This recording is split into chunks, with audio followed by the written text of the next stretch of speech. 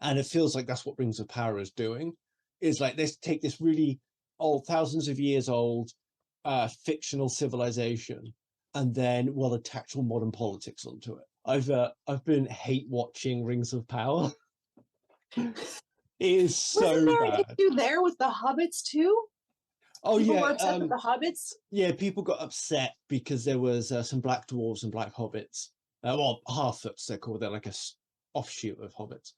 Rings of Power is so shit. Every episode, there's dozens of things to complain about it. You don't need to complain about black actors. Is it bad? I've not watched it, so It's just crap. Like, have you seen Lord of the Rings? Right. So in Lord of the Rings, Galadriel, she's basically I'm trying to think of the best way to say it. She's an enchantress of the forest. Okay, so she's into her sorcery and mindfuckery and all that stuff. But she also has a lot of introspection. Part of her test about taking the ring was like, she decided she couldn't trust herself with it and all that stuff. And she's not a warrior. Okay, she can obviously handle herself in a fight, but she's not a warrior.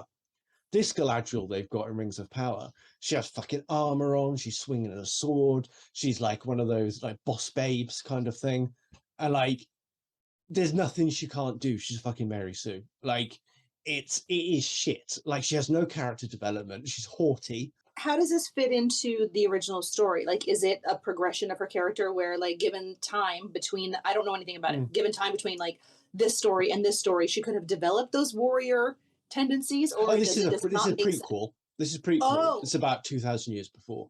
But to an elf, though, elves are fairly conservative and static. Like, they don't really develop much anyway. So, once they're adults. And so maybe just get to a place where, like, she killed the wrong person and decided to put her sword down and give it up forever. She met the right guy. She met the right bloke. She met the right bloke and decided to give it all up for love. yeah, probably. And that's why she's so angry. By the time we get to the Lord of the Rings, she's forgotten who she is. She's forgotten all that warrior stuff because she's now an See? That's how they... But talking of character swaps, apparently there's a film called Aeronauts. And then it basically in real life, it was these two men, I think it was a hot air balloon, and they got some kind of record or something, and it's must be a really good story.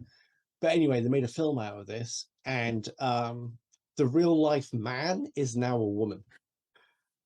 It was like, is it a fictionalized account of this? Like, it's supposed to be about them. So it's basically like, it's supposed to be these people did this really crazy, amazing thing, but we'll gender swap one of them, who was a real man that actually lived.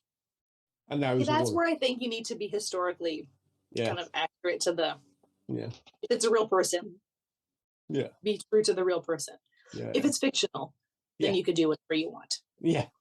And I think that what's rubbed people up the wrong way of Rings of Power is that they made all these claims before it came out. Like, no, we love the source material. We've respected the source material, blah, blah, blah.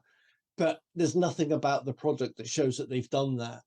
Like, everything is different. Nothing makes sense. There's lots of dumb stuff in there. There's loads of like, there's this phenomenon in, I guess, in history and philosophy. It's called presentism. That like, we look at the past through the lenses of us now, and then we judge them based on our current values. And it feels like that's what Rings of Power is doing. Is like, let's take this really old, thousands of years old, fictional civilization, and then we'll attach all modern politics onto it. Isn't that right? Isn't that right? Is that Gozer? There he is. You can see him, boy. Hey, buddy. Yeah. What?